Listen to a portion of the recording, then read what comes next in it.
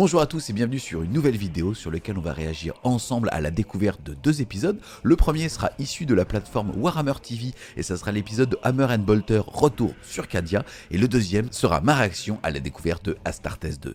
Avant de commencer, un petit peu d'explication et de contexte. Déjà, ici, on va regarder un épisode sur la plateforme Warhammer TV, qui est donc la plateforme de Game Workshop pour diffuser des rapports de bataille, des épisodes d'animé, et ainsi de suite. C'est une plateforme qui coûte entre 5 et 6 € par mois et qui vous permet aussi d'avoir accès à l'application mobile Warhammer 40 000 ou Age of Sigmar pour pouvoir renseigner vos listes d'armées. Ça vous permet aussi d'acquérir une fois par an une figurine exclusive. Bref, je suis pas là pour entrer dans le détail si cette plateforme est rentable ou pas. En tout cas, elle nous permet, nous, justement, de nous faire dresser les poils avec des animés autour de l'univers qu'on aime. Faut savoir donc qu'il y a un petit peu près 4-5 ans dans notre vraie vie à nous, c'est-à-dire aux alentours du 41e millénaire dans Warhammer 40 000, la planète de Cadia avait été détruite.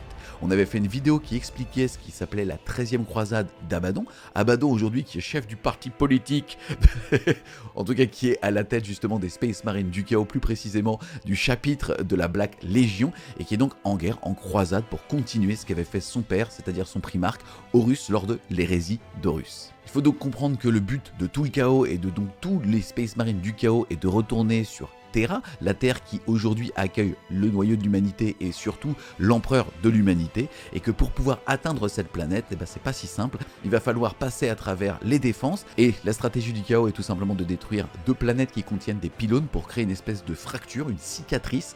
La première était sur une planète plus ou moins inconnue, la deuxième était donc sur Cadia. Ça avait créé une campagne assez intéressante dans laquelle on avait eu plein de protagonistes s'affronter et aussi malheureusement disparaître. Là, on se retrouve donc quelques années après la destruction de Cadia. On s'attendait pas à ce qu'il reste, on va dire, des petits bouts sur lesquels les gens vont pouvoir aller se poser pour aller un petit peu justement enquêter sur ce qui s'y passe. C'est uniquement par le sacrifice que l'on peut être digne de salut.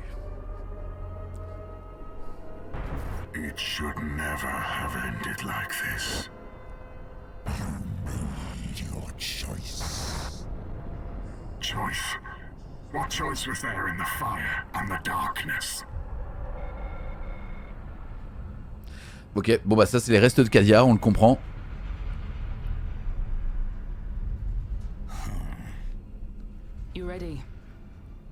Je mets déjà pause. Au début c'est intéressant, on entend une espèce de voix un petit peu d'un Space Marine, en tout cas de quelqu'un qui serait dans une armure, on peut imaginer de la Death Guard, ou en tout cas voilà, un Space Marine du Chaos, un chapitre des Space Marines du Chaos, et on entendait une voix encore plus grave, soit son maître, soit en tout cas l'apparition déjà du Chaos. Ça pue, ça pue, ça pue, ça pue. Non, c'est surtout, encore une fois, ça fait plaisir. On voit l'illustration d'humains qu'il a en plus de ça. On le voit direct, sont floqués à l'image de Cadia. Donc, ce sont tout simplement des gardes impériaux qui sont dans un vaisseau et qui se rapprochent des restes de Cadia. This was a bad idea. We had to come. Did we? We have every right to make this pilgrimage. Our world died, and we live on. We survived. We earned the right to be here. Cadia isn't just a world. It's not just a place. It's an ideal, Droll. We're only defeated if we choose not to fight. Déjà, excusez-moi, mais je trouve ça... Voilà.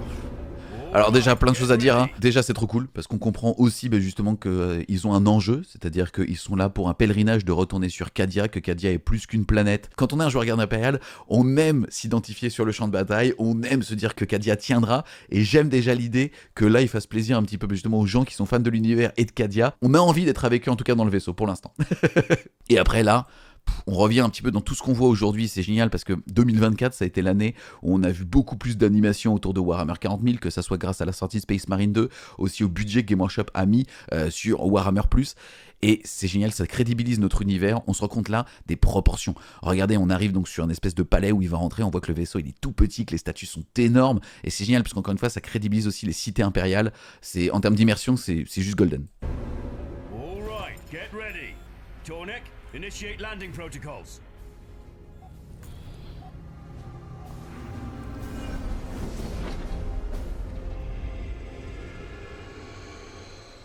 Vanity led you here. They were supposed to wait. My brothers. Silence all thoughts of the before. At long last, we will have new flesh to decorate. Intéressant aussi, excuse-moi, donc là on devine que c'est une figurine du chaos, soit, enfin une figurine, que c'est un protagoniste du chaos, soit en tout cas un Space Marine du chaos, soit peut-être même un possédé, ils ont l'air d'être deux en tout cas, ou soit il y a deux protagonistes, soit c'est un dieu qui parle à l'autre, et c'est rigolo parce qu'on voit déjà que ils sont pas accordés.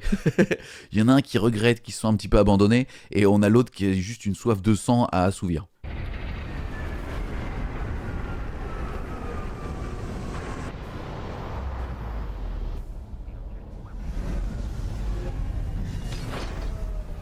C'est magnifique. Hein.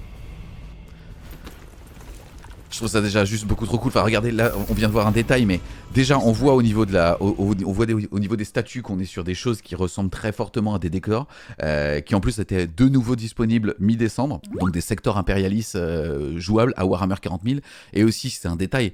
Peut-être que je me trompe, mais là, on voit clairement de toute façon un étendard. On est donc sur une espèce de pseudo-escouade de commandement. Et cet étendard, il est jouable, c'est celui qu'il y a dans la boîte et on peut le peindre comme ça. Donc vraiment, en tout cas, pour l'instant, c'est très très cool en termes d'immersion.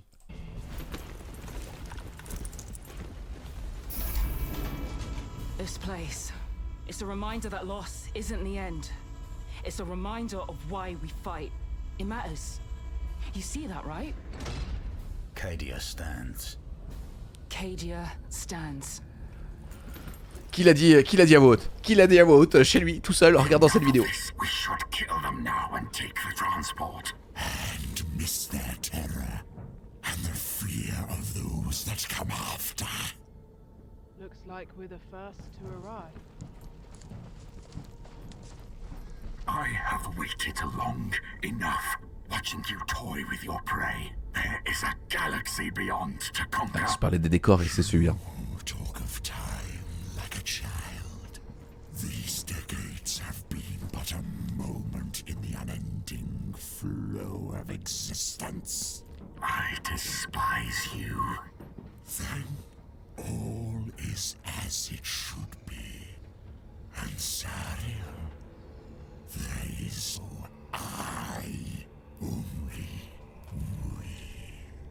Ah, c'est chambé. Déjà là, ça veut dire quoi? Déjà, on comprend donc qu'on est en train de voir un Space Marine du chaos, un possédé qui cohabitent ensemble, puisqu'il n'y a pas de jeu, il y a un nous. C'est même marrant parce qu'on ressent un petit peu d'empathie. Moi, personnellement, je suis pas un joueur Space Marine du chaos, donc au contraire, je ne les aime pas ces gens-là, mais on ressent une forme d'empathie puisque celui-ci cohabite avec un démon et ne l'aime pas. C'est super intéressant, c'est génial. L'un veut utiliser le vaisseau pour pouvoir s'échapper et retourner voir ses frères de Légion Renégate, et l'autre veut juste faire couler du sang. Franchement, déjà, super trame. Throne, it's too quiet. Where is everyone?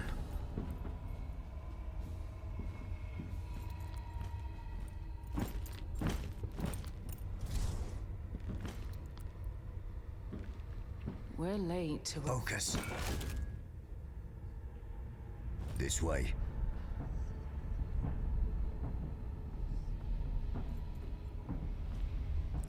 Pour l'instant, au niveau de l'animation mitigée, il y a des choses excellentes en termes de déplacement, il y a des mouvements qui sont un petit peu pas naturels. What in the hells is this?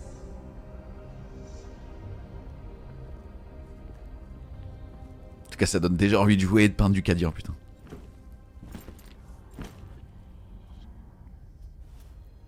Pilgrims from the other regiments have been here. Ah, génial, regardez, mine de ça, c'est que des bouts de décor qu'on peut jouer. Hein. Ça, c'est génial. Hein. Petit contact, il dit par radio, il dit Vox. Vox, c'est le nom des objets utilisés lors du jeu pour les gardes impériaux pour pouvoir étendre la portée de leurs ordres. C'est génial, regardez déjà, en fait, tout ce qui est intégré ici, c'est des décors déjà sculptés qu'on peut acheter et peindre dans cet écosystème. Got somewhere better to be.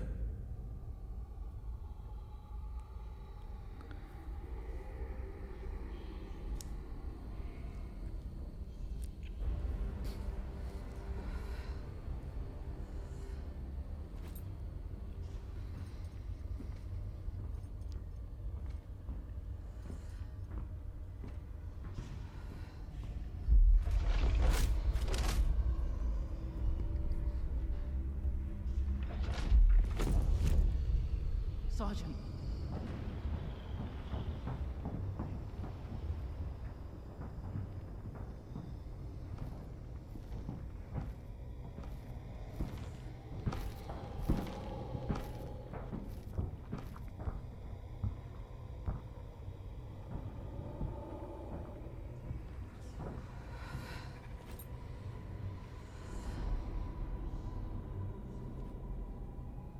Gents, Hector. Sweeter taste than the last moments of life.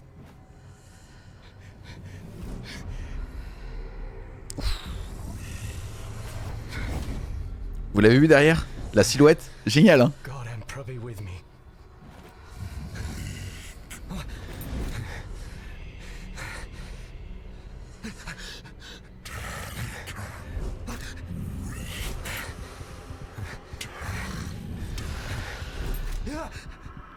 Je précise, c'est la première fois qu'on voit les rapports. Oh putain.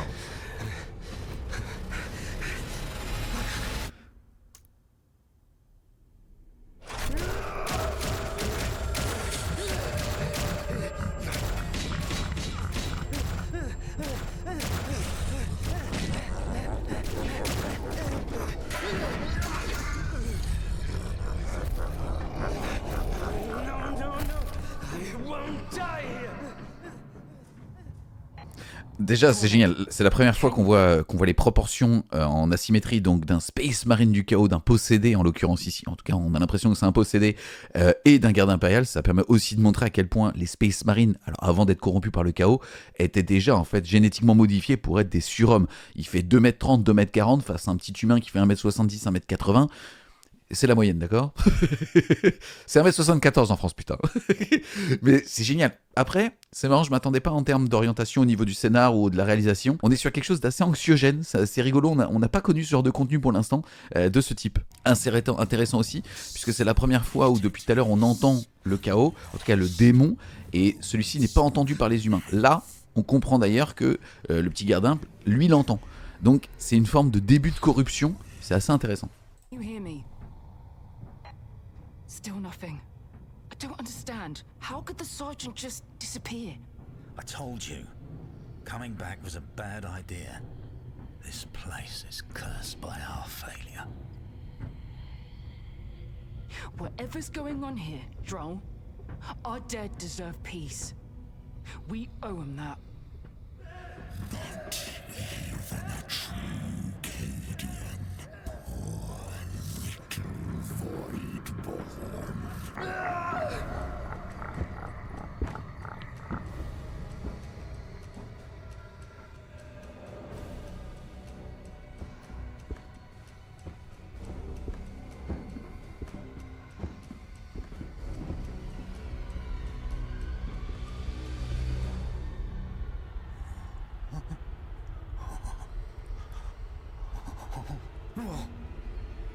Ah, ça pue là. Là, on comprend en fait qu'il y a eu en tout cas des vivants et donc cette atrocité a été faite il y a bien moins longtemps que la destruction de Cadia. Shit. Something is here. We've got to get out of here. Get back to the ship. Warn someone. Set yourself, son.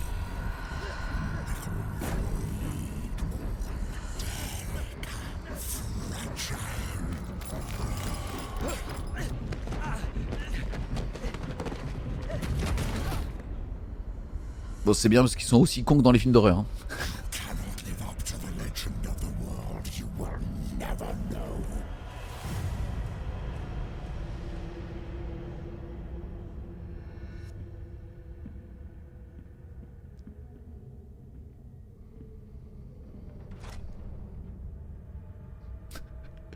Oziak? J'étais pareil après la partie contre Aretas en Eldar.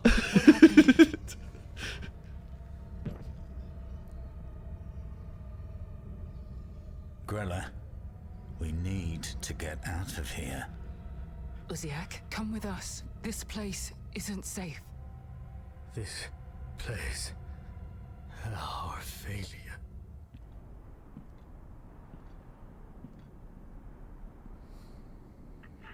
Tonic, get ready. Get out.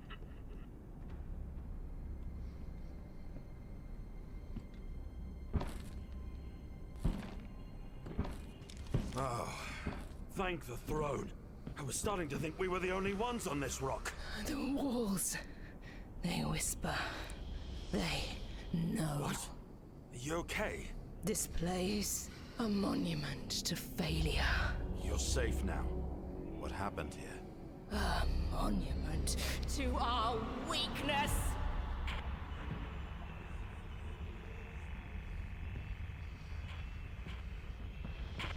It's no use. Something's blocking the signal. The walls. A whisper. What whispers? He's just in shock. Pay him no mind. C'est intéressant, on est déjà sur quelque chose d'un petit peu similaire. Alors là, on voit la corruption du chaos qui atteint les esprits faibles. On a un petit peu la même chose aussi avec le culte Genestealer, ou en tout cas c'est rigolo de voir les pupilles ultra dilatées, les yeux qui entendent des esprits, où là les voix viennent des murs. C'est super intéressant. C'est le procédé donc de corruption qu'on a, et c'est quelqu'un qui va devenir soit juste fou, soit potentiellement un cultiste, voire un zombie un petit peu con. Et c'est marrant parce que pour le coup, en termes de réal, on est un petit peu sur quelque chose de similaire qui est proposé par le culte Genestealer, où quand on ne naît pas, en tout cas suivi d'une génération qui serait déjà corrompue, c'est comme ça que à partir du moment où l'esprit de la ruche commence à arriver sur une planète avec certaines troupes, notamment des vanguards, c'est-à-dire des troupes d'avant-garde, commence à corrompre les locaux. Whisper. This is pathetic. What joy is there in prey like this? Oh, sire, they are not the prey, and this is not the game. C'est super intéressant, on voit Sariel, donc là, qui est le Space Marine du chaos, qui parle lui-même à son démon, et qui ne comprend même pas justement ce qu'il est en train de faire ici. Et on comprend que finalement, les enjeux pour le Space Marine du chaos, lui, c'est de voler la navette pour rejoindre ses frères et de s'évader, là où le chaos a un plan un petit peu plus profond, peut-être de corrompre un des passagers pour pouvoir justement qu'il s'en aille, et qu'il arrive justement sur Terra pour donner l'alerte sur le fait que Cadia est encore en vie, en tout cas qu'il s'y passe des choses, pour potentiellement commencer à inséminer cette planète-là. Where is Tornek? The walls. Whisper.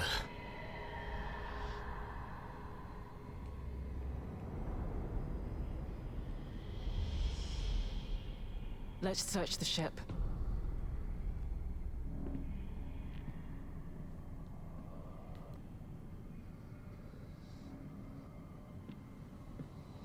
The walls, they whisper.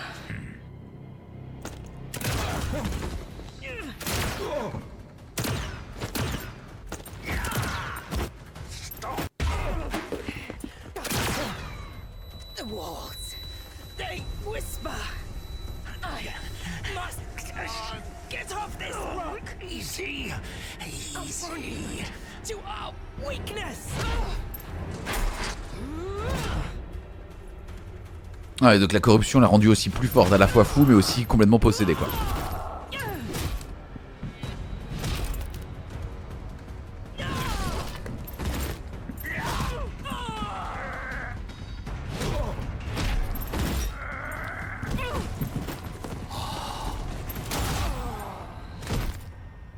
On est sur une fin de carrière là.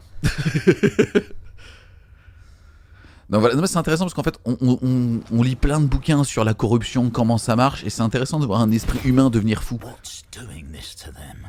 No signs of physical corruption. What she said about the whispers. It's shock. We've seen it before.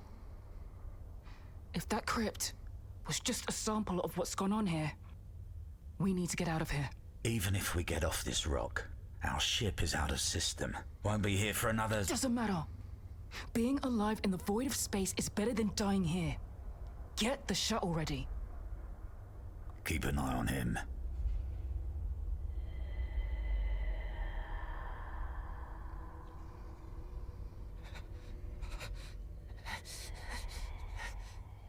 Why do we linger in the shadows? Let's take their shuttle.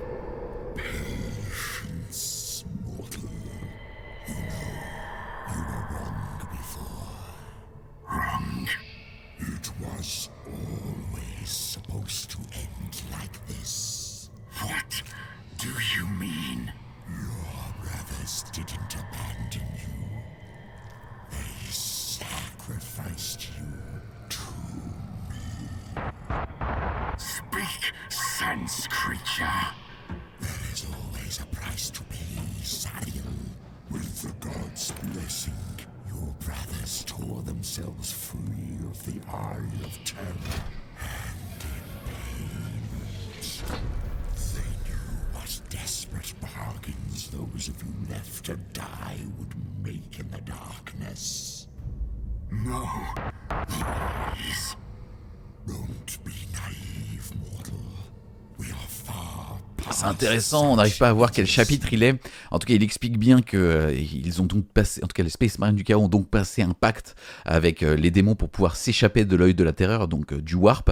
Et alors là, on n'arrive pas à voir s'il est rose ou quoi, ça voudrait dire que ça serait potentiellement un Emperor Children's. On sait aussi que l'armée des Emperor Children's va revenir dans l'univers de Warhammer 40 000 avec le retour de leur primarque Fulgrim. Tous les chapitres Space Marines du Chaos au niveau justement de l'histoire de Warhammer ont passé des pactes avec les dieux sombres. On a par exemple les Emperor Children's qui ont été abandonnés par leur primarque Fulgrim dans le warp, donc on peut imaginer que c'en est un. On pense aussi bien évidemment aux Thousand Sons qui au moment de l'hérésie d'Horus avaient passé un pacte, en l'occurrence Magnus leur primarque avait passé un pacte lors de la bataille de Prospero pour survivre et donc être ainsi inspiré par le warp, en tout cas pour les survivants, et donc devenir corrompus par le warp. Et en l'occurrence, on avait les Emperor Children's qui avaient passé un pacte avec Slanesh et les Thousand Sons qui avaient passé un pacte avec le dieu Tzeentch.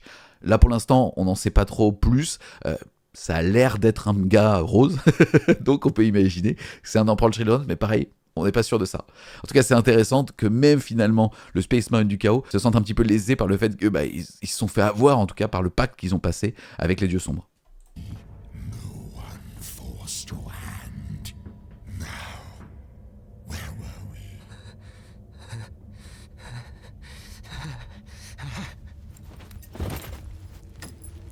Droll, how long? I don't know. It's been a while. We need to get out of here. Fragile. Fragile. Weak. This place. Our weakness. It is a monument to failure. The walls, they're whispering. The walls, they're whispering. Uziel, stop!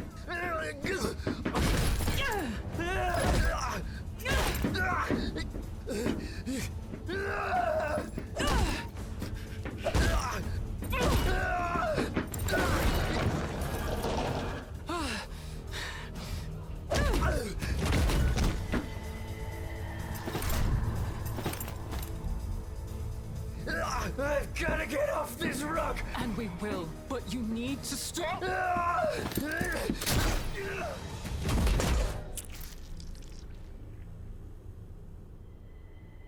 Droll, we're going! Il semble que deux. Pilgrimage isn't yet complete. Oh putain.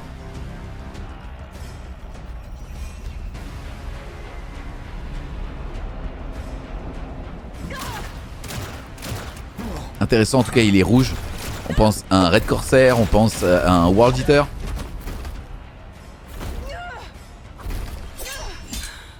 Oh no! C'est la première fois qu'on voit un Space Marine du Chaos comme ça représenté à son échelle par rapport à tout ce qu'il va avoir sur son armure et même par comment il se déplace, c'est énorme. Les proportions aussi.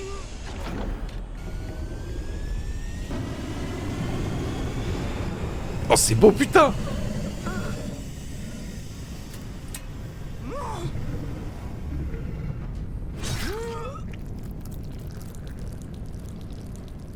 We can take the shuttle.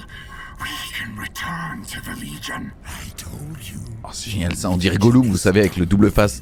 No, enough. We are leaving this rock. You chose to embrace me, Sariel. You welcomed this fate. But very well. If leaving is what you desire, I tire of your craven puling. C'est impressionnant hein. Il est énorme avec le plan comme ça. Cadia is not just a place.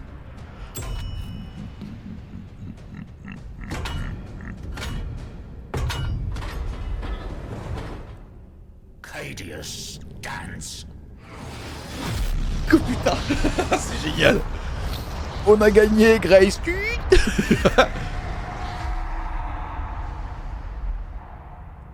Choice. That is the true game. We live and die by the choices we make. But fear not, Sario. You have eternity in my loving Oh, génial. to learn this lesson.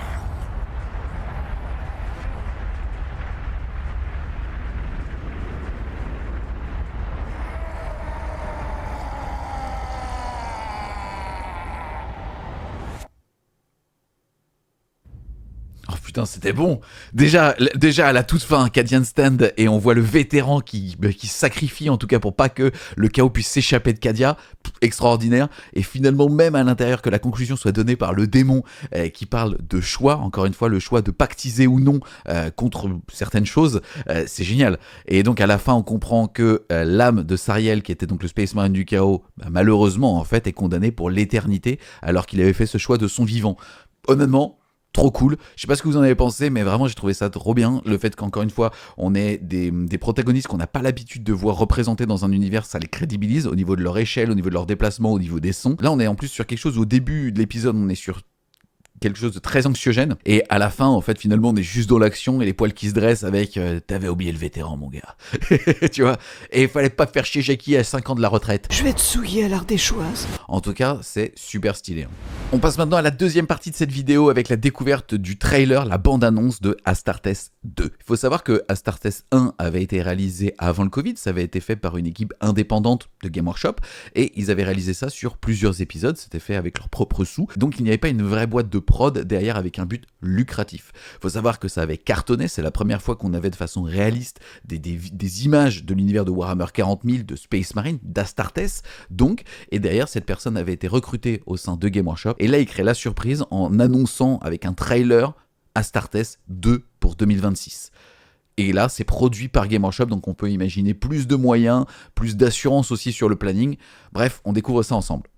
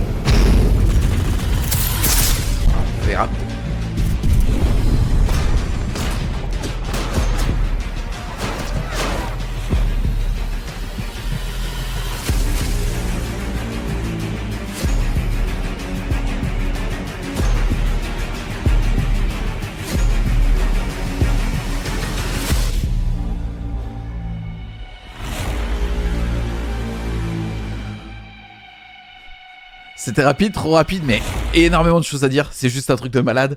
Là, si on commence déjà, bon, au niveau du son, on voit la patte d'Astartes, que ça soit sur les basses qui sont sur la musique d'ambiance, ou alors même sur les coups de bolter qui partent. Là, pour le coup, ça fait trembler les murs. Et c'est vraiment la signature. Ça a été la vraie révolution sur Astartes 1. C'est justement la crédibilité qu'on donne à l'univers par la puissance des coups qui sont donnés. Là, on voit que le montage, il est ultra dynamique. On est sur des plans un petit peu à la Snyder, avec des gros zooms où on est très près des protagonistes. Il y a des allusions à Helldiver. Il y a beaucoup de choses à dire. C'est énorme. C'est la première fois qu'on voit modéliser tout un tas de modèles. Waouh, c'est super violent. Je baisse un petit peu le son pour pouvoir commenter un petit peu ce qu'on y voit sur la première relecture. Mais waouh.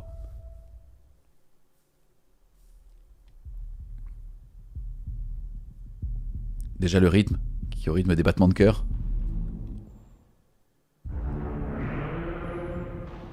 On est sur un plan magnifique d'une cité impériale où on voit un Thunderhawk, ou en tout cas non, un vaisseau, peut-être un Storm Eagle.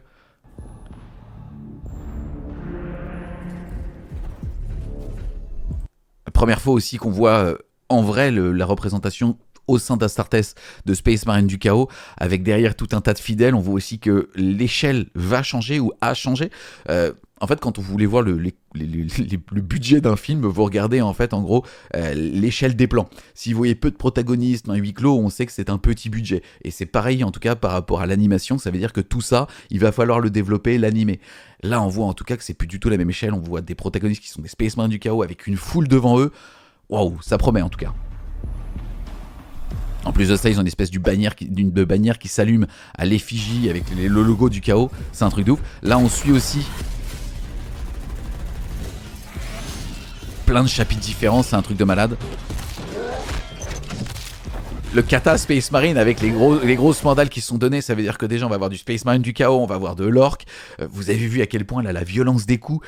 Pour ça aussi, je parle un petit peu de Snyder, on est sur des katas qui sont assez fragmentés par rapport encore une fois aux arts martiaux Space Marine, avec des combats très rapprochés et finalement un style de combat très saccadé pour la jouissance en fait tout simplement de la personne qui regarde quoi.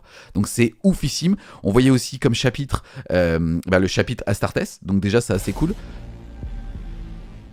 Des tribus d'orques, l'échelle qui est donnée avec des vaisseaux, c'est génial. Là aussi on voit un Blood Angel et pour la première fois on voit les textures. Nous, un Blood Angel, c'est un mec avec une épaulette et des plumes dessus, mais on s'imagine pas si c'est une sculpture, si c'est des vraies plumes. Là, c'est que des plans courts. Il faut mettre pause, mais c'est ultra joli. Encore une fois, pareil, là on voit le réacteur devant qui bouge, même si le focus est donné derrière. Ça réagit aux lois de la physique qu'on connaît nous par rapport à la pesanteur terrienne. Donc, encore une fois, ça crédibilise l'univers qu'on aime, c'est génial. Là, c'est des raptors. On voit des taux, d'ailleurs, des stealths qui viennent de disparaître. Là, c'est un truc de ouf. C'est la première fois qu'on voit aussi des prédateurs. Donc ça, c'est des véhicules typiques Space Marine. Sauf qu'en fait, habituellement, nous, on s'imagine pas qu'ils peuvent rouler super vite sur une autoroute. Puisqu'en fait, on sait qu'ils bougent de 12 et pas plus, de 12 pouces et pas plus. Là, on les voit bouger, tirer. Encore une fois, ça permet de donner à vitesse réelle et de donner vie à un univers fictif que nous, on imaginait. Donc vraiment, c'est un truc de malade. Même là, même ce plan, il paraît tout bête, mais le fait qu'on soit sur un plan, un espèce de travelling où il y avait un milliard de façons de filmer ces tyrannides dans le désert, parce que bien sûr c'est dans la vraie vie, mais même justement, alors qu'en fait ils avaient le choix, puisqu'on est sur de la réal, où on peut faire ce qu'on veut, puisque c'est designé, ils font le choix de faire un travelling ultra rapide à travers un troupeau, un petit peu à la Jurassic Park, vous savez, quand on suivait tous les troupeaux et qu'on se mettait pile poil en dessous de l'œil, en tout cas de l'animal, pour donner cet aspect justement de rush qu'il a, qui fait trembler le sol, où finalement on est sur un espèce de dessin inarrêtable. C'est génial en termes de réal.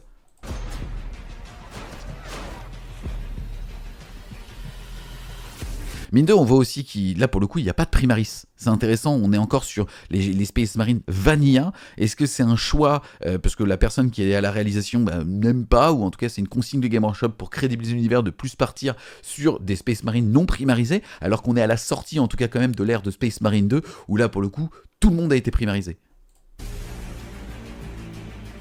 Space Marine du chaos, mais même ça, regardez juste, je m'épose à n'importe quel moment de la vidéo, en termes de direction photo, c'est un truc de malade, regardez, vous avez... vous avez ici...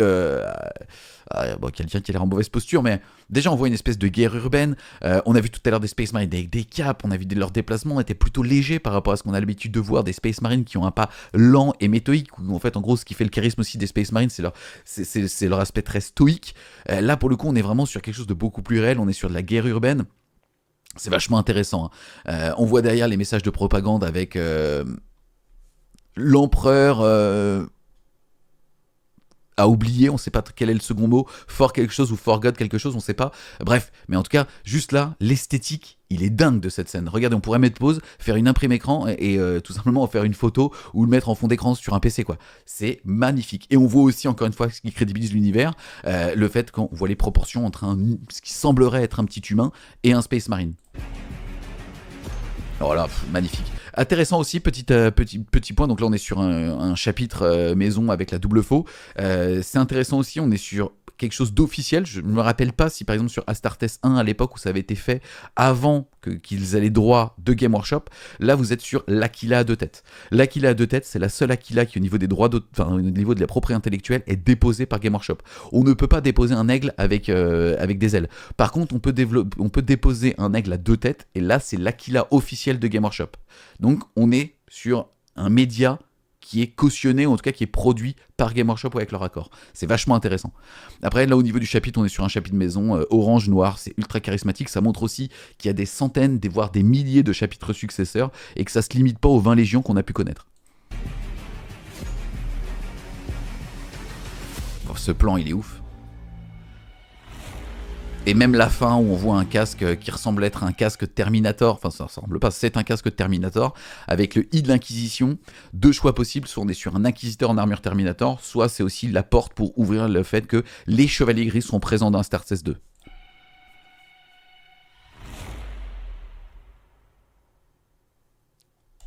Donc 2026.